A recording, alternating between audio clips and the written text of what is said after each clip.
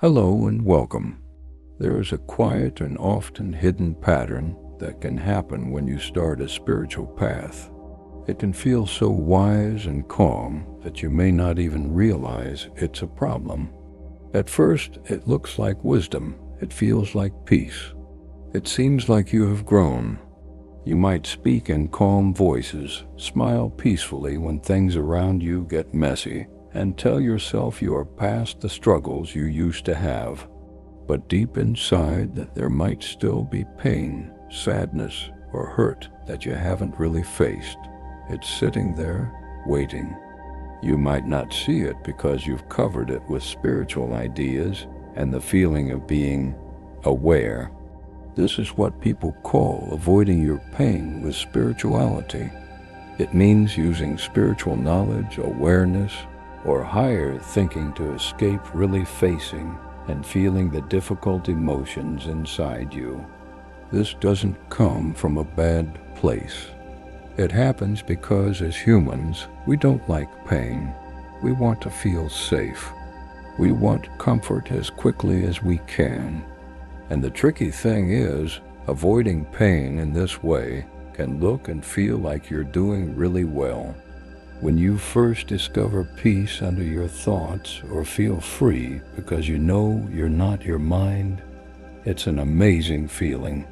For the first time, you can step away from your constant reactions and see life from a bigger view. You learn that emotions are not your whole self, that pain is not who you really are, and this gives you relief. But without noticing, you might start using this new awareness not to meet life more openly, but to build a wall that keeps certain feelings away. You tell yourself, I am the watcher, but sometimes that watching is not true openness. It's just keeping a safe distance. The avoiding begins when you use awareness as a place to hide instead of a way to connect. You might sit in meditation, watching your feelings from far away, telling yourself you are free from them, when in truth you are only standing back far enough that you don't have to feel them deeply. It's like standing near a fire where you can feel the warmth, but never stepping close enough for it to actually burn away the things you need to let go of. You might say things like, everything happens for a reason, or it's all just an illusion, or I choose not to focus on negative things. Sometimes these ideas can be true and helpful, but they can also be a way to skip over what you really need to face. You might avoid feeling grief by calling it just part of change. You might avoid feeling anger by calling it low energy. You might avoid feeling fear by calling it just my ego. Even if these words have some truth, they can become excuses not to feel what's really there. And when you don't feel something, it doesn't disappear, it waits. It hides in your body, your mind, or your habits, and it can come back in ways you don't expect. When we avoid in this way, we are like someone who has broken a bone but decides not to get it treated. Instead, they walk in a way that avoids pain. After a while, the bone heals in the wrong shape, and the whole body has to change to make up for that. You can still walk, but there's a hidden problem. Emotional pain is the same. If you don't deal with it directly, it doesn't go away just because you've stopped looking at it. It stays there, changing the way you think, the way you act, and even the way people feel around you. Awareness is not meant to help you avoid life. True awareness doesn't want you to rise above your humanity, but to go so deeply into the truth of this moment that nothing is left out, not the joy, not the confusion, not the sadness that feels like it will break your heart. Avoiding your pain with spirituality happens when you mistake the early relief of stepping back from your thoughts for the full freedom that comes from letting every part of yourself be seen and healed. One reason this kind of avoiding is so tempting is that pain can be scary. We've learned to think of certain feelings as dangerous. Anger is bad, sadness is weakness, fear means you failed. So when spirituality gives you a way to feel like you've escaped those feelings, it's very tempting to grab it. We learn that we can breathe and watch emotions pass by like clouds in the sky, and for a while this feels like all we need. But clouds don't disappear just because we name them. Some clouds carry rain, and that rain needs to fall. If we stop it from falling, we create a kind of dryness inside ourselves, and life loses some of its color.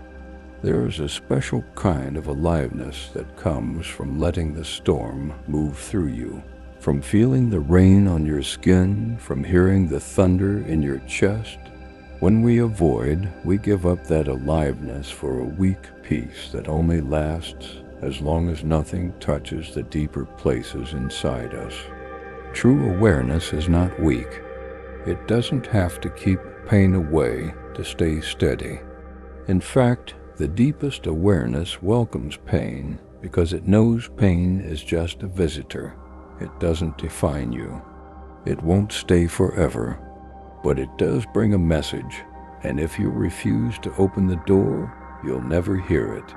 When you sit with your pain and allow it to be there without trying to turn it into a lesson or push it into a spiritual meaning, you begin to see it's not here to hurt you, it's here to open you. The shaking in your chest, the heaviness in your stomach, the tears that come for no reason, these are not signs of failure. They are signs that something inside you is ready to be felt and let go. It takes courage to feel instead of escape. Our world teaches us to hide behind the idea of being above it all, or to use detachment to avoid what hurts. It is much harder to admit that your heart is still aching, that your anger still scares you, that your fear still makes you want to run. But when you admit these things and bring them into the light of your own attention, things change. You stop pretending to be past all human feelings. You become a human being who is fully alive in them, and there is a strength in that can't be faked. You see that the goal is not to erase your humanity, but to let your deeper self hold it, to let the big, unshakable part of you embrace even the small, hurting parts without turning away. In this way, awareness becomes your partner, not your hiding place. It goes with you into the rooms you've avoided. It stays with you when the sadness feels endless. It stands next to you in the heat of your anger, not to push it away, but to help you feel it fully without harm. It doesn't rush you to understand, to forgive, or to see the bigger picture. It just stays. And when it stays, the pain starts to loosen on its own. Not because you forced it, but because you finally gave it what it always needed, your full presence. When you stop avoiding your pain, your spiritual life becomes real. You don't have to keep up the image of the perfectly calm, perfectly wise person. You can be messy, you can be unsure, you can be still learning. You can have moments where you don't know what the lesson is, or if there even is one. And strangely, this honesty creates a deeper peace than avoiding ever could. It's a peace that can stand in the middle of a storm without pretending the storm isn't happening. It's a peace that can cry without shame, get angry without hurting others, and love without being afraid to lose. Pain, when you face it, can change you in powerful ways. It can strip away the false parts of you. It can make you humble. It can teach you compassion in ways that no spiritual book ever could. And maybe most importantly, it connects you to other people. When you have truly allowed yourself to feel your own pain, you can't help but recognize it in others. You no longer try to give them quick answers or say comforting words that skip over their real experience. You can just be there with them the same way you have learned to be there with yourself, and in that shared presence, real healing starts to happen. In the end, avoiding your pain with spirituality is not the end of the path, it's just one part of it. The moment you see that you've been using awareness to escape pain is the moment you can take a step into a deeper kind of freedom. From there, your spiritual path can hold all of life, the bright and the dark, the quiet and the chaotic. You start to see that true freedom is not about having no problems, but about having no fear of problems.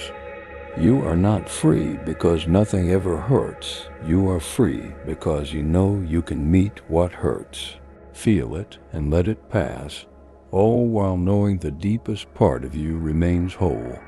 That is not avoiding. That is waking up, not to escape life, but to hold it completely in your heart. Thank you for watching.